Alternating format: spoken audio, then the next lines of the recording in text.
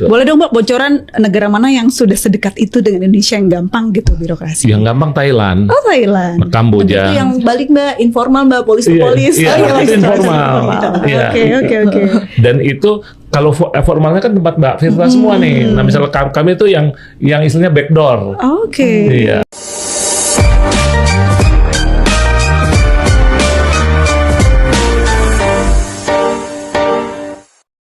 Dari Interpol Sasa sudah banyak ya Bu ya rangkaian untuk prosesnya. Lalu seperti apa Ibu? Berapa lama sih proses ekstradisi sampai akhirnya buron tuh dikembalikan? Iya.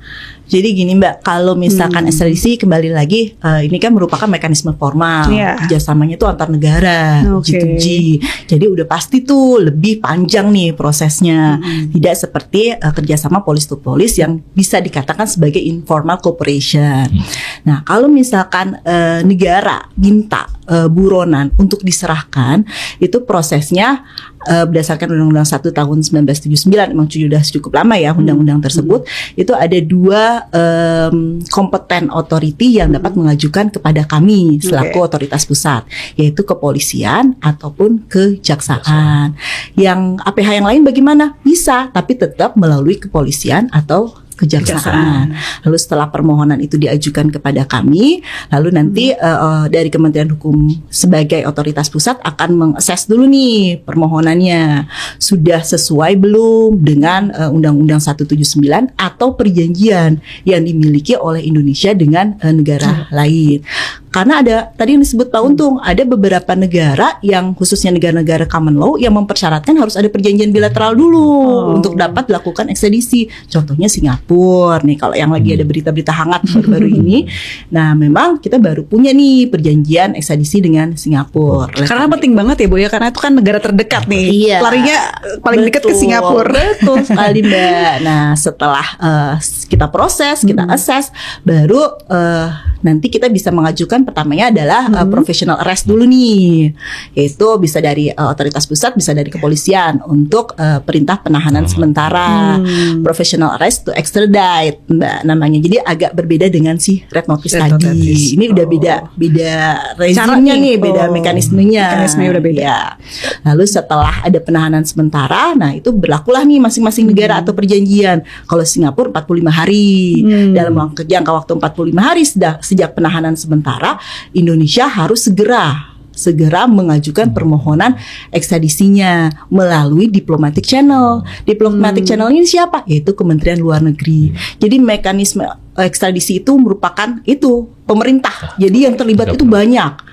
Kompeten otoritinya, APH, dari kepolisian, kejaksaan, Kementerian Hukum, sampai dengan Kementerian Luar Negeri. Repotin banget ya ini Bu ya, buronan ini ya. Sampai semuanya jadi ikutan bergerak gitu. Tapi itu kan menunjukkan komitmen, komitmen negara untuk hadir nih. Cermin keseriusan negara untuk bisa menegakkan keadilan. Oke. Nah itu menarik sekali. Berarti setiap negara berbeda-beda ya Bu ya. Sistem hukum dan proses lamanya tidak bisa disamakan gitu. Paling lama itu kita pernah berhasil mengejar buronan tuh dari Australia itu 8 tahun. 8 tahun. Tapi paling cepat kita pernah dari Serbia 3 bulan. Wah, keren banget itu. Tergantung dari masing-masing negaranya. Karena kalau kayak di Australia itu ada mekanisme banding yang nggak ada limitnya, jadi bisa berkali-kali tuh. Dan tergantung dari ya ini jadinya tahan-tahanan antara. Oke. Nah, dengan kalau bicara buronannya. tentang ya antar lembaga, antar negara bahkan, kita kan harus juga pelajari bagaimana negara lain itu sepaham ya Pak ya. Betul. Dengan kita. Nah, bagaimana sih cara meyakinkan negara yang bermitra dengan kita ini kalau buronan ini memang juga melanggar hukum yang sama dengan hukum di negaranya gitu. Pernah ada cerita tantangan tersendiri nggak sih Pak soal itu? Kalau dari sisi kami, sering Mbak April, kami mengalami seperti itu. Contoh, beberapa kasus kami menangani yang pemerintah di sananya menganggap enggak, ini masalah perdata, bukan pidana. Enggak, ini masalah penipuan atau pemalsuan, ini sudah dibayar sebagian. Ya berarti masuknya ke ranah perdata. Sehingga kami harus meyakinkan ini pidana. Tapi itu semua akan patah kalau kita tidak punya chemistry, kita nggak punya network dengan negara atau bonding sama negara tersebut. Nah gitu betul, ya. Sedangkan kalau kita punya bonding, nggak usah tuh pakai surat-surat resmi. Nah cukup WhatsApp, nah cukup telepon, ya. Saya hanya kirimkan ini, tolong cekal, tahan, jangan sampai dia lolos, nah kembalikan, dimasukkan pesawat lagi. Gitu. Boleh dong Mbak bocoran negara mana yang sudah sedekat itu dengan Indonesia yang gampang gitu birokrasi? Yang gampang Thailand, Thailand, Kamboja. Itu yang balik Mbak, informal Mbak, polis-polis. Iya, itu informal. Oke. Dan itu kalau formalnya kan tempat Mbak Firza semua nih. Nah misalnya kami itu yang istilahnya backdoor. Oke. Iya. Jadi seperti itu ya. Kalau Ibu sendiri ada pengalaman Ya juga itu Mbak, salah satu contohnya yang baru-baru ini nih yang ke Singapura. Itu kita kerja sama dengan polisian, dengan KPK untuk membuktikan bahwa pelaku tindak pidana di sana yang lari ke Singapura ini sudah memang prima facie, cukup bukti nih. Itu berulang kali tuh afidavit dari penyidik, dari penuntut untuk menjelaskan runtutan dari fakta-fakta yang terjadi. Iya, itu memang tantangan yang cukup ini Mbak, khususnya untuk negara-negara common law nih. Ya.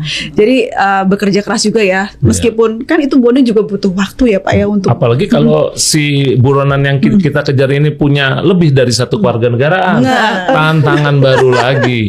Dia beli kewarganegaraan dari negara antah berantah. Gitu. Oke. Perlu didampingi adanya diplomasi nggak sih untuk melakukan ekstradisi ini, Bu? Perlu banget Mbak. Jadi makanya kami selalu berkoordinasi dan berkolaborasi nih dengan Kementerian Luar Negeri juga, dengan APH dan juga dengan Kedutaan Besar Indonesia yang di luar negeri itu, di negara di mana kita meminta buronan itu untuk diserahkan. Jadi supaya mereka tuh mendapat nih sense-nya bahwa ini tuh penting loh buat Indonesia, bahwa ini nih merupakan satu concern kita loh untuk dapat mengambil mengejar buronan ini untuk dapat ke Indonesia.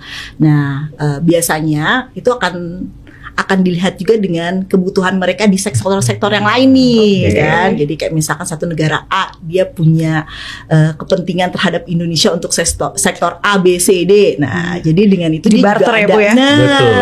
Dia juga akan ada komitmen lebih nih untuk membantu Indonesia, atau dia mau minta juga nih nantinya gitu kan, udah ada daftar listnya nih gitu. Karena Indonesia juga menjadi salah satu jujukan buron yang kabur juga ya Bu ya. Jadi ada di situ ya win-win solution lah antara 20 Mbak kita ngasih buronan ke luar negeri. Bu, kalau tantangannya apa aja sih Bu yang sering dihadapi? Tantangannya tadi perbedaan sistem hukum tuh Mbak. Terus juga bahasa juga nih, karena mereka banyak negara-negara yang minta diterjemahkan dokumen-dokumen ekstradisinya ke negara, ke bahasa negara setempat gitu. Jadi terkadang tidak cukup dengan terjemahan bahasa Inggris saja. Google Translate nggak cukup ya Bu? Itu beda tuh. Beda. Ini karena harus formal dan bahasanya juga harus diplomasi gitu ya. Mengerti Mbak bentuk urutan fakta-faktanya itu loh. Kronologis dari tindak pidananya itu. Oke. Ibu kalau boleh tahu negara mana sih, Bapak juga mungkin ada informasi yang buronan terbanyak lari itu kemana kira-kira? Eropa, Timur Tengah, selama ini aja. Mungkin 10 tahun terakhir atau peringkat pertama Singapura, peringkat kedua Amerika.